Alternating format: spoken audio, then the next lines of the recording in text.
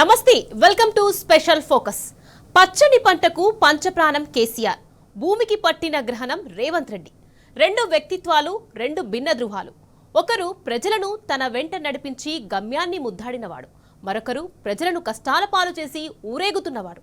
ఒకరు దండుగన్న సాగును పండగగా మార్చి రైతును రాజుగా చేసి సమున్నతంగా నిలిపినవాడు, మరొకరు సేద్యాన్ని కష్టసేద్యంగా మార్చి రైతులను అరిగోస పెడుతున్నారు. ఒకరు ప్రాజెక్టులు కట్టి తెలంగాణ నీటిగోస తీర్చిన జలదాత, మరొకరు తాను ప్రాజెక్టులు కట్టకపోయినా పగబట్టి ప్రాజెక్టులను పడవా పెట్టిన జల విరోధి. ఒకరిది సంపద పెంచి నలుగురికి పంచాలనే తపన, మరొకరిది చేతగాని చేవలేని దురాహంకారం. అవును, ఇప్పుడు తెలంగాణను నమ్ముకున్న కేసీఆర్ పాలన నుంచి తెలంగాణను తెగ నమ్ముకునే పాలకుల బారిన పడింది. తెలంగాణను ప్లాట్లుగా చేసి అమ్ముకోవాలని ఉరుకలాడే రియల్టర్ చేతిలోకి చిక్కుకుపోయింది. అందుకే 2 ఏళ్లుగా అన్నీ పెండింగులే, ప్రతి పనులు ఎగనామాలే.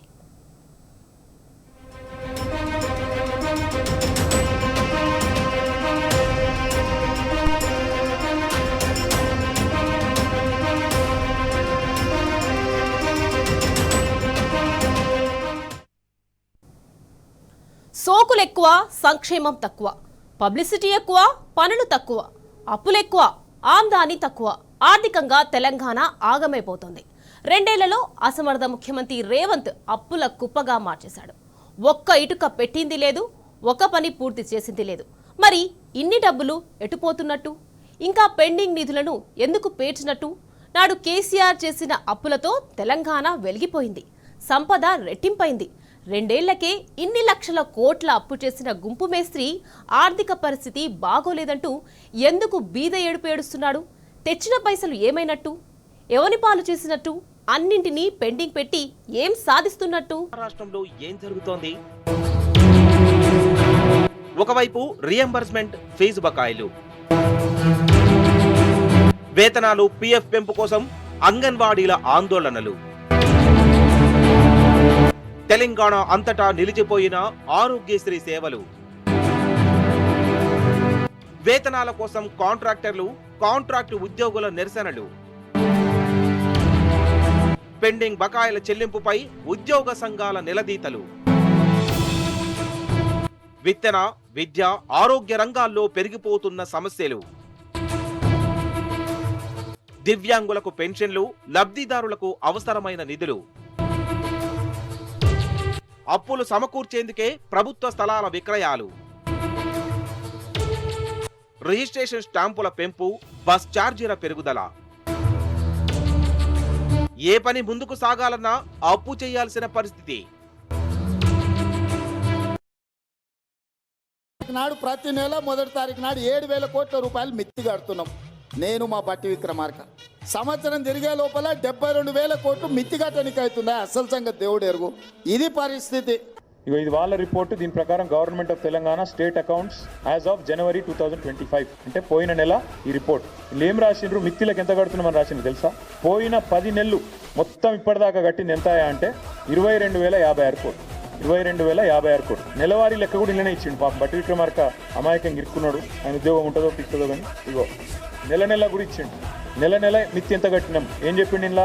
పోయిన ఏప్రిల్ 24లో, ఏప్రిల్లో 1865, మేలో 1864, జూన్లో 2200, జూలైలో 2200, ఆగస్టులో 2304 కోట్లు, సెప్టెంబర్లో 2689 కోట్లు, అక్టోబర్లో 1965, నవంబర్లో 1928, డిసెంబర్లో 2475, జనవరిలో 2499, మొత్తం కలిపి 10 నెలలకు గాను కట్టింది పోయిన ఏప్రిల్ నుంచి మొన్న జనవరి దాకా 22,000 కోట్లు. అంటే నెలకు 2,200 కోట్లు. మరి 6,500 కోట్లు అని చెప్పిన బోగస్ ముఖ్యమంత్రి సిగ్గు లేకుండా నెలకు 4,300 కోట్లు అదనంగా కడుతున్నా అంటే ఎడబోతున్నాయవని టకీమని రైతుల ఖాతాలను పడతలేవు.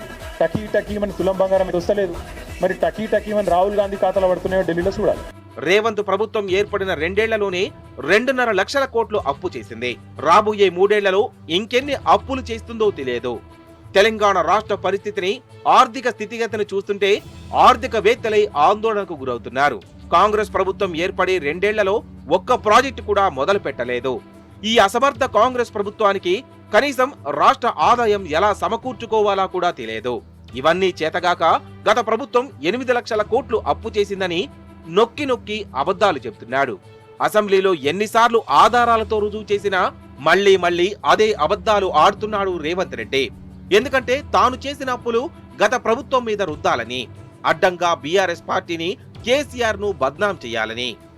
ఇవాళ నేను ఇంకోటి కూడా విజ్ఞప్తి చేస్తున్న ప్రజలకి, ఎందుకు సడన్గా తెలంగాణ నుంచి పైసలు మాయమైనాయి? ఇవాళ ఎంత పెద్ద ఆసామి కానీ, ఎంత పెద్ద పెట్టుబడిదారు, ఎంత పెద్ద పారిశ్రామికవేత్త, ఎంత పెద్ద రియల్టర్ ఎవరిని బలకరించినా ₹1,00,000 లేవన్నా, ₹1,00,000 దొరుకుతలేవని మాట్లాడుతున్నారు. ఏం జరిగింది? ఇగో ఈ 50,000 కోట్లు ఢిల్లీ చేరినాయి. 50,000 కోట్లు తెలంగాణలో ఉండాల్సిన, తెలంగాణలో ప్రజల మధ్యన తిరగాల్సిన డబ్బులు ఢిల్లీకి పోయినాయి. అందుకనే ఇవాళ తెలంగాణలో డబ్బుల కొరత వచ్చింది. ప్రజలు డబ్బుల కొరకు ఇబ్బంది పడుతున్న ప్రజలందరూ కూడా అర్థం చేసుకోవాల్సిన విషయం ఇది.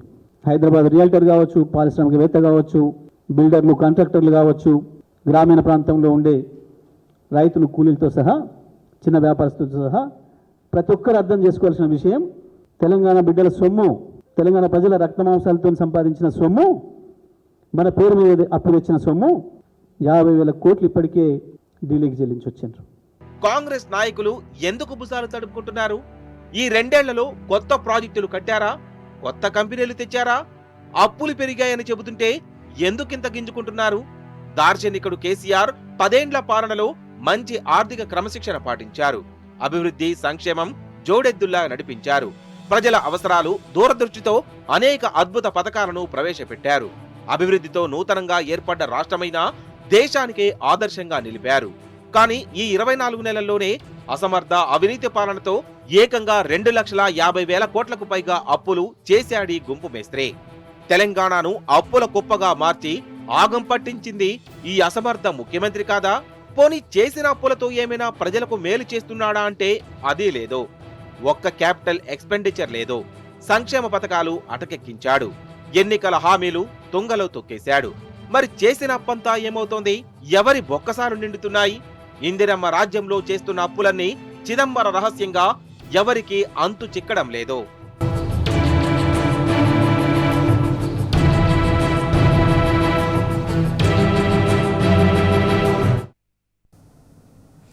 బీఆర్ఎస్ 10 ఏండ్ల పాలన తెలంగాణ ప్రగతికి స్వర్ణయుగమని కేంద్ర ఆర్థిక శాఖ తేల్చెప్పింది. తెలంగాణ రాష్ట్ర అప్పులపై బీజేపీ నేతలు చేస్తున్న ప్రచారం పచ్చి అబద్ధమని ఎన్డీఏ అధినాయకత్వమే కుండబద్దలు కొట్టింది. కేసీఆర్ హయాంలో 6 లక్షల కోట్లని కొంతకాలం, 7 లక్షల కోట్లని మరికొంతకాలం, చివరకు 8 లక్షల కోట్ల అప్పులని కాంగ్రెస్ నేతలు ప్రచారం చేశారు. అవి తీర్చేందుకు ప్రతి నెల 6,500 కోట్లు చెల్లిస్తామని పలు సందర్భాల్లో ఆరోపణలు చేశారు. ఇవన్నీ శుద్ధ అబద్ధమని తేటతెల్లమైంది. ఆఖరకు రేవంత్ సర్కార్ విడుదల చేసిన శ్వేతపత్రంలో కూడా అప్పుల లెక్కలని తప్పుల తడకలేలని తేలిపోయింది. ప్రతి నెల 10 కోట్ల డబ్బులు పెండింగ్ పెడుతుండటంతో ఆర్టీసీకి ఇవ్వాల్సిన డబ్బులు భారీగా పేరుకుపోయాయి.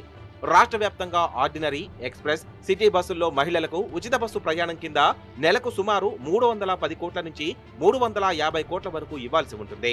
ఆర్డినరీ, ఎక్స్ప్రెస్ లో ఒక్కో బస్సులో సుమారు 80% వరకు ఉచిత ప్రయాణ టికెట్లే ఉంటున్నాయని కండక్టర్లు చెబుతున్నారు. 20% మాత్రమే ప్రయాణిస్తున్న పురుషుల టికెట్ల ద్వారా డబ్బులు వస్తున్నాయని అంటున్నారు. దీంతో ఆర్టీసీకి రోజు ప్రత్యక్షంగా వచ్చే నగదు భారీగా తగ్గిపోయిందని వాపోతున్నారు.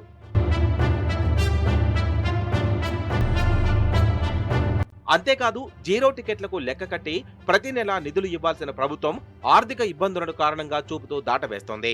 దీంతో ఉద్యోగులు, కార్మికులకు జీతాలిచ్చేందుకు ప్రతి నెల 20వ తేదీ నుంచే సచివాలయంలోని ఉన్నతాధికారుల చుట్టూ తిరగాల్సి వస్తుందని ఉన్నతాధికారులు ఆవేదన చెందుతున్నారు. ఇవ్వాల్సిన డబ్బుల్లోనూ ప్రభుత్వం కోత విధిస్తుండటంతో ఆ లోటును పూడ్చలేక సతమతమవుతున్నామని స్పష్టం చేస్తున్నారు. ఆర్టీసీకి ప్రభుత్వం ఇతర రాయితీల రూపంలో సుమారు 700 కోట్ల వరకు ఉంటుందని ప్రభుత్వ లెక్కలు చెబుతున్నాయి. ఆర్టీసీ విస్తరణ కోసం కృషి చేయాల్సిన ప్రభుత్వం సంస్థ ఆస్తులను, డిపోలను, కార్గో వ్యవస్థను వరుసగా ప్రైవేటు పరం చేస్తుండడం దారుణం.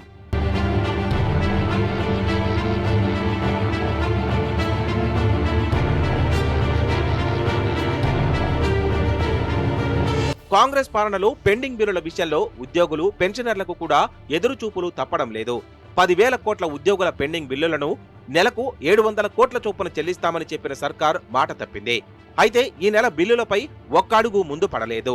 ఆర్థికంగా కుదేలై అవస్థలు పడుతున్న తరుణంలో రాష్ట్ర ఖజానాపై జీఎస్టీ స్లాబుల మార్పిడి దెబ్బ పడింది. స్లాబుల మార్పిడితో రాష్ట్రానికి రావాల్సిన ఆదాయానికి భారీగా గండిపడుతోంది.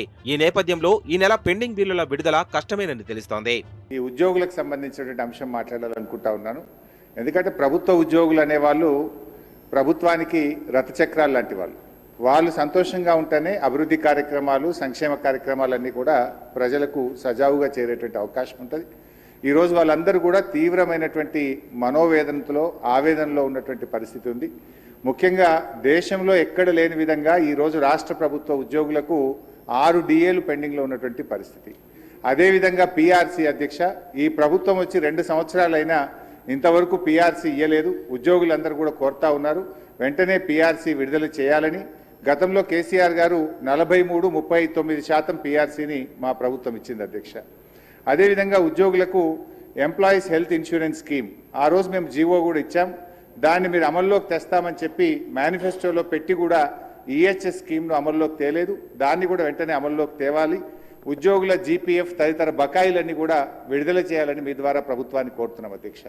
ముఖ్యంగా రిటైర్డ్ ఉద్యోగులైతే ఈ మధ్య మనం చూస్తూ ఉన్నాం 39 మంది రిటైర్డ్ ఉద్యోగులు బెనిఫిట్స్ ప్రభుత్వం నుంచి వాళ్ళ సేవింగ్స్ వాళ్ళకి ఇవ్వకపోవడం వల్ల వైద్యం కూడా చేయించుకోలేక ఈరోజు 39 మంది రిటైర్డ్ ఉద్యోగులు మరణించారు.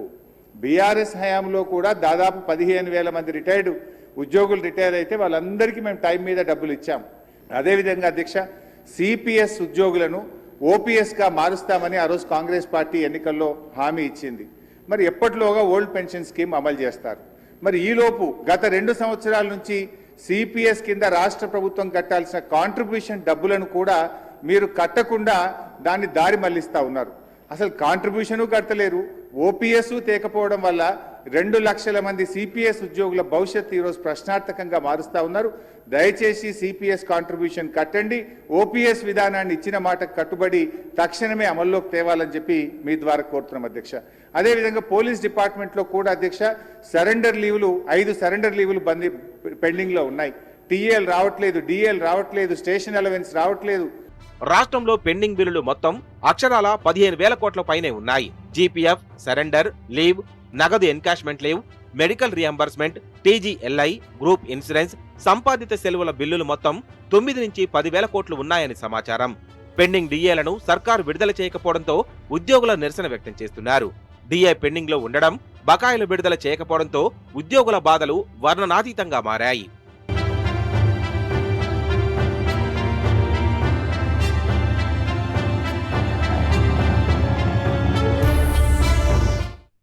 ప్రభుత్వ ఉద్యోగం అంటే బిందాస్. 1వ తారీఖు శాలరీ, సొసైటీలో ప్రివిలేజ్. కానీ ఇదంతా గతం. తెలంగాణలో రేవంత్ సర్కారు పుణ్యమాని ప్రభుత్వ ఉద్యోగుల బతుకులు సైతం రోడ్డెక్కు కాస్త ఎప్పుడు పడుతుందో తెలియని పరిస్థితి. ఇక అవుట్ సోర్సింగ్ కాంట్రాక్ట్ ఉద్యోగుల సంగతైతే చెప్పనక్కర్లేదు. 5-6 నెలలుగా జీతాలు రాక కుటుంబాలను పోషించడం భారంగా మారి నరకం అనుభవిస్తున్నారు. జీతాలు మహాప్రభు అంటూ యాచించే పరిస్థితి దాపురించింది.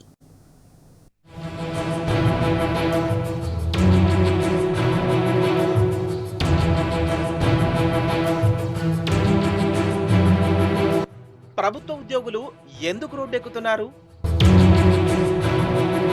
జీతాలపై నిలదీస్తే కోతలు ఎందుకు పెడుతున్నారు? హైడ్రా ఉద్యోగులకు సైతం జీతంలో కోతలు పెట్టలేదా? ప్రాణాలు పరంగా పెడుతున్న ఉద్యోగుల జీవితాలకు భరోసా ఎక్కడా? రాష్ట్రాన్ని చిన్నగా చేస్తాడు. ప్రభుత్వ ఉద్యోగుల పరిస్థితి అట తెలంగాణలో బాగా లేకుండానట, ఉమ్మడి ఆంధ్రప్రదేశ్లో బాగుండేనట. ఎందుకు 73% జీతం పెంచినందుకు బాగా లేకుండేనా? లేకపోతే భారతదేశంలోనే హైయెస్ట్ పే స్కేల్ కేంద్ర ప్రభుత్వ ఉద్యోగుల కంటే కూడా అత్యధికంగా జీతాలు ఇచ్చినందుకు బాగా లేకుండేనా? అత్యధికంగా పెన్షన్లు ఇచ్చినందుకు బాగా లేకుండేనా? లేదా ఇదే ప్రభుత్వ ఉద్యోగులు మన రాష్ట్రాన్ని అగ్రభాగాన భారతదేశంలో నిలబెట్టినందుకు బాగా లేకుండేనా?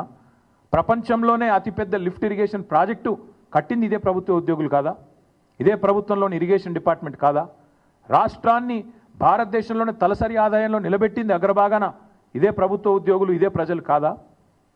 రాష్ట్రాన్ని వ్యవసాయంలో ఇబ్బడి ముబ్బడిగా ఉత్పత్తులు వచ్చినాయంటే ఒకవైపు వ్యవసాయ శాఖ అధికారులు, తెలంగాణ రైతులు అందరూ కలిసి కష్టపడితేనే కదా ఫలితాలు వచ్చినాయి. మరి అట్లాంటిది తెలంగాణలో ఆంధ్రప్రదేశ్లోని బాగుండే అనే నికృష్టపు మాట ముఖ్యమంత్రి నోట రావచ్చునా? అందాల పోటీలకు వందల కోట్లు ఖర్చు పెట్టిన రేవంత్ సర్కార్కు ప్రభుత్వ ఉద్యోగులు, అవుట్సోర్సింగ్ ఉద్యోగుల వేతనాలు పట్టడం లేదు. విద్యాశాఖ, వైద్య ఆరోగ్య శాఖ, పోలీస్ శాఖ, ఆఖరకు హైడ్రా, ఏ ప్రభుత్వ శాఖ చూసినా ఏమున్నది గర్వకారణం? ఉద్యోగుల జీతాల చరిత్ర సమస్తం వేదనాభరితమన్నట్టుగా తయారైంది పరిస్థితి. రాష్ట్రంలో పెండింగ్ జీతాల కోసం ధర్నాలు, ఆందోళనలు నిత్య కృత్యంగా మారాయి.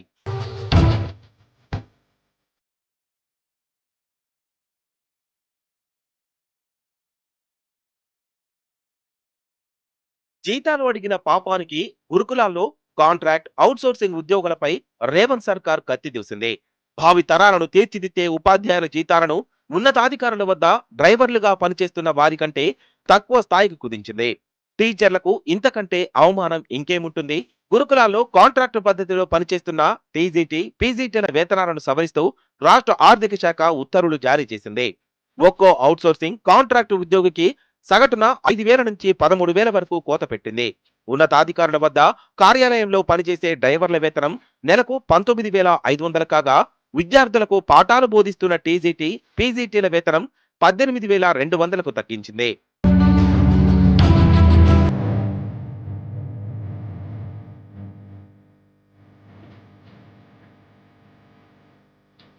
ఫీజు రియంబర్స్మెంట్ బకాయిలు విడుదల చేయాలంటూ కాలేజీ యాజమాన్యాలు ఏకతాటిపైకి వచ్చి నిరవధిక బంద్కు పిలుపునిచ్చారు. అప్పట్లో కాలేజీలను మూసివేస్తామని తేల్చి చెప్పడంతో ప్రభుత్వం ఉలిక్కిపడింది. మొదట ఓసారి చర్చలకు పిలిచింది. ఆ చర్చలు విఫలమయ్యాయి. ఆ తర్వాత రెండో దశ చర్చలకు ఆహ్వానించింది. మొత్తం కాకుండా ఏడాది క్రితం టోకెన్లు జారీ చేసిన మేరకు నిధులు విడుదల చేయాలని ప్రతిపాదించారు. ఇంతవరకు బకాయిలను చెల్లించారో లేదో దేవుడికే తెలియాలి. టోకెన్లు జారీ అయ్యి విడుదల కాని బకాయిలు ఎంత ఉంటాయని ప్రభుత్వం ఆరా తీయగా 1,207 కోట్లుంటాయని కాలేజీ యాజమాన్యాలు చెప్పారు. టోకెన్లు జారీ అయిన బకాయిల విలువ 3,543 కోట్లుగా తేలింది. అంటే యాజమాన్యాలు చెప్పిన దానికంటే 2 రెట్లు అధికం. ఈ వివరాలను సర్కారు బయట పెట్టలేదు. యాజమాన్యాలు చెప్పినట్టే 1,207 కోట్లే ఉన్నట్టు పేర్కొంది. వీటిలో 600 కోట్లు ఇస్తామంది. వీటిని ఇవ్వలేదు. ఈ విషయం తెలిసిన ప్రైవేటు కాలేజీ యాజమాన్యాలు నివ్వెరపోతున్నాయి. సర్కారును నమ్మి మోసపోయామని తలలు పట్టుకుంటున్నాయి.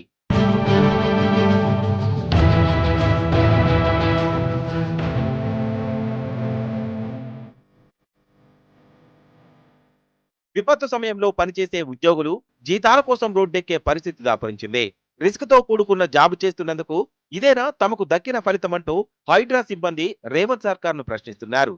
మంత్రులు, ఎమ్మెల్యేలు కూడా ప్రతి నెల 20వ తారీఖున జీతాలు తీసుకుంటున్నారా అని నిలదీస్తున్నారు. ప్రమాదకర పరిస్థితుల్లో పనిచేస్తున్న తమకు కనీసం జీవిత బీమా కూడా కల్పించరా అంటూ రేవంత్ ప్రభుత్వాన్ని నిగ్గదీసి అడుగుతున్నారు.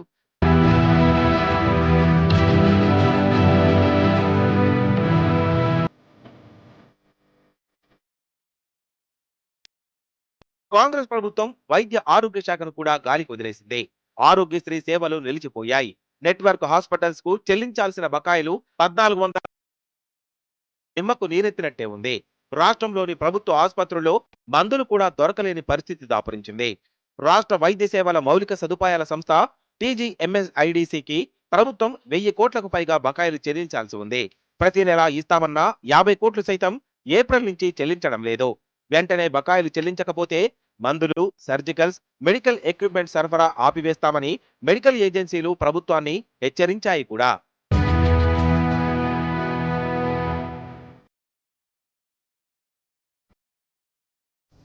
ఇక హైదరాబాద్ లో ఆర్టిఫిషియల్ బీచ్లు కట్టేందుకు 100 కోట్ల పైసలుంటాయి. అందాల పోటీలు నిర్వహించేందుకు 100 కోట్ల డబ్బులుంటాయి. కానీ నిరుపేదల చదువు అనేసరికి పాపం రేవంత్ ఖజానా ఖాళీ అంటూ బిక్కముఖం వేస్తాడు. ఓయుని ఆక్స్ఫర్డ్ గా మారుస్తా 1000 కోట్లు ఇస్తానని ఎన్నెన్ని బీరాలు పలికాడు. కానీ గద్దెనెక్కిన తర్వాత ఇప్పటికీ ఫీజు రియంబర్స్మెంట్ బకాయిలను ఒక్క పైసా కూడా ఇవ్వలేదు. ఇది రేవంత్ కమిట్మెంట్. విద్యాశాఖను తన వద్దే ఉంచుకొని నిరుపేదలకు ఉన్నత విద్యను దూరం చేసే కుతంత్రాలను అమలు చేస్తున్నాడు. నిరుపేదల చదువంటే రేవంత్ సర్కార్కు పట్టింపు లేదా? పేద విద్యార్థుల ఫీజుల కోస ప్రభుత్వానికి పట్టదా? ఫీజు రియంబర్స్మెంట్ బకాయిలపై ఎందుకింత నిర్లక్ష్యం? దశల వారీగా చెల్లిస్తామని అసెంబ్లీలో చెప్పి పైసా కూడా ఇవ్వరా? జీతాలు లేక సిబ్బంది యాతన పడుతుంటే కనికరం లేదా? పేద పిల్లల భవిష్యత్తును ఆగం చేయడానికి కంకణం కట్టుకున్నారా? రేవంత్ సర్కార్ నిర్లక్ష్యం రాష్ట్రంలోని పేద మధ్యతరగతి విద్యార్థులకు శాపంగా మారింది. ఇప్పటి వరకు రాష్ట్రంలో సుమారు 10,000 కోట్ల ఫీజు రియంబర్స్మెంట్ బకాయిలు పేరుకుపోయాయి. ఒకవైపు విద్యార్థులు తమ జీవితాలు నాశనం చేయవద్దని ఫీజు బకాయిలు చెల్లించాలని రోడ్డెక్కుతున్నారు. కాలేజీ యాజమాన్యాలు సైతం సర్కారుపై పోరు నగారా మోగించాయి. రాష్ట్రంలోని ప్రైవేట్, డిగ్రీ, పీజీ కాలేజీల బంద్కు గతంలో పిలుపునిచ్చాయి. నిజానికి ఫీజు రియంబర్స్మెంట్ బకాయిలపై సర్కారు నిర్లక్ష్యం మూలంగా విద్యార్థులు తీవ్రంగా నష్టపోయారు. ఫీజుల బకాయిల మూలంగా అటు కాలేజీల యాజమాన్యాలు సర్టిఫికెట్లు ఇవ్వడం లేవు. దీంతో సమయానికి సర్టిఫికెట్లు అందక ఉన్నత విద్యా అవకాశాలు కోల్పోతున్నారు. రాష్ట్ర వ్యాప్తంగా దాదాపు 13 లక్షల మంది విద్యార్థులు చదువు పూర్తయినా సర్టిఫికెట్లు అందక ఇబ్బందులు పడుతున్నారు. నిరుపేద మధ్యతరగతి విద్యార్థులు ఎందరో ఇప్పటికే ఐఐటి, ఎన్ఐటి వంటి ప్రఖ్యాత విద్యా సంస్థల్లో సీట్లు వచ్చినా చేరలేని పరిస్థితుల్లో ఉన్నారు. సంపద పెంచడం, పేదలకు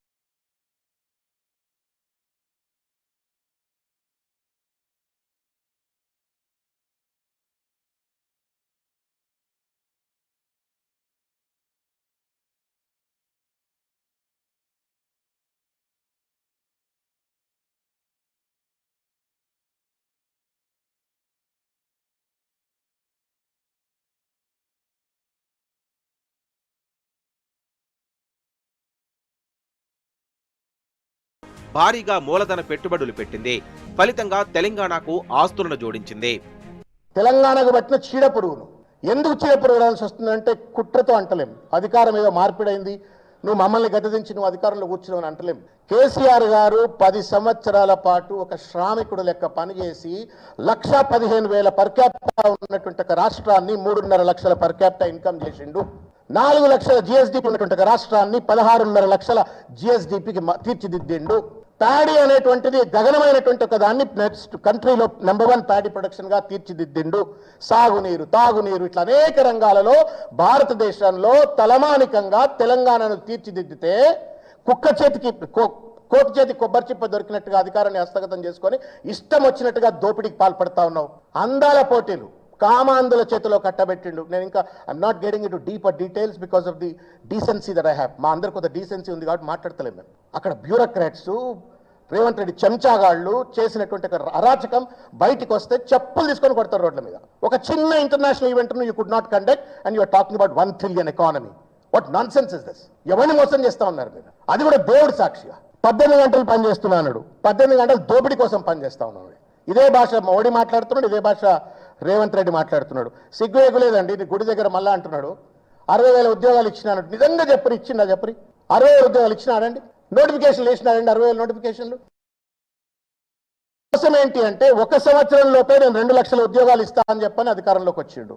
దాంట్లో ఏం చేస్తున్నాడు? నేను 60,000 ఉద్యోగాలు ఇచ్చేసిన కాబట్టి ఐఎమ్ లెఫ్ట్ విత్ ఓన్లీ 1,40,000 అంటున్నాడు. అందులో కూడా నేను ప్రైవేట్ సెక్టర్లో 3 కోట్ల పెట్టుబడి తెచ్చిన 1,00,000 ఉద్యోగాలు ఇచ్చేసిన. అంటే ఆయన ఇప్పుడు ఆయనకున్నటువంటి ఒక కమిట్మెంట్ ప్రకారంగా, ఎన్నికల్లో ఇచ్చిన కమిట్మెంట్ ప్రకారంగా 40,000 ఉద్యోగాలు ఇస్తే ఆయన కమిట్మెంట్ అయిపోతుంది. హీస్ ట్రైంగ్ టు ఎస్కేప్, తప్పించుకోపోదామని చూస్తున్నాడు. దొంగ. మొత్తం 60,000 ఉద్యోగాలలో కేవలం 10,000 ఉద్యోగాలు మాత్రమే వీళ్ళు ఇచ్చిన నోటిఫికేషన్లు. మిగతా 50,000 ఉద్యోగాలు కేసీఆర్ గారి యొక్క ప్రభుత్వం గుర్తించింది, నోటిఫికేషన్ ఇచ్చింది. రిక్రూట్మెంట్ కండక్ట్ చేసిన తర్వాత వచ్చి సర్టిఫికేట్లు ఇచ్చి ఏ దొడ్లో కడితేంది మా దొడ్లో ఇంత చాలన్నట్టుగా ఇవాళ ఆయన పేరులో ఖాతా వేసుకునేట్టు దుర్మార్గమైన ప్రయత్నం చేస్తా ఉన్నాడు. యంగ్ ఇండియా గురించి మాట్లాడినట్లు చాలా విషయాలు. 1 కోటి మంది మహిళలను కోటీశ్వరులు చేస్తాడు.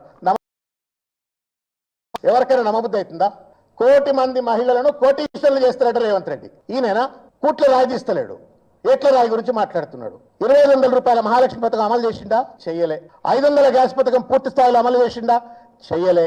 తులం బంగారం ఇచ్చిండా మహిళలకు? ఇవ్వలే.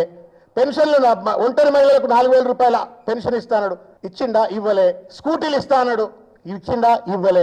ఈ చక్కదానం అట 1 కోటి మంది మహిళలకు కోటీశ్వర్లు చేస్తారట. పేపర్లు పెద్ద పెద్దగా బ్యానర్ ఐటమ్లు రాయాలా, టీవీలలో ప్లేట్ బ్రేకింగ్ రావాలా, మేము సంఖ్యలు గుద్దుకోవాలా, సంతోషపడాలా. అదే అక్బరుద్దీన్ గారు అన్నారు కదా, ఆ మేరే ఖాన్ కు ఖుష్ కర్ దియా, మై ఆప్కే ఖాన్ కు ఖుష్ కర్ దియా అని చెప్పని అన్నట్టు ఈ ఖానాకు ఖుష్ కర్నే కా దందా క్యారీ భాయ్. ఇది ఎక్కడ కత్తిది? అదే ఫాలో అవుతున్నట్టు అనిపిస్తా ఉంది. గురించి మాట్లాడే అర్హత రేవంత్ సర్కార్ కు ఎక్కడుంది? ఇప్పటి వరకు 24 నెలల్లోనే రేవంత్ సర్కార్ ఏకంగా 2,50,000 కోట్లు అప్పులు చేసింది. ఈ లెక్కన రేవంత్ ప్రభుత్వం గంటకు 15 కోట్ల అప్పు చేస్తున్నట్టు లెక్క. కానీ ఈ అప్పులతో రాష్ట్రానికి ఒరగబెట్టింది శూన్యం. కాంగ్రెస్ అధికారంలోకి వచ్చిన తర్వాత ఇప్పటి వరకు తట్టెడు మట్టి ఎత్తలేదు, ఒక్క కొత్త ప్రాజెక్టు కట్టలేదు, పెండింగ్ ప్రాజెక్టులు పూర్తి చేయలేదు, అభివృద్ధి అన్న ముచ్చటే లేదు. సంక్షేమ పథకాలన్నీ అటకెక్కాయి. కేవలం ఢిల్లీ పెద్దల ఖజానా నింపేందుకే 2,50,000 కోట్లు అప్పులు చేసిందా ఈ సర్కార్ అంటే అవుననే అంటున్నారు ఆర్థిక రంగ నిపుణులు.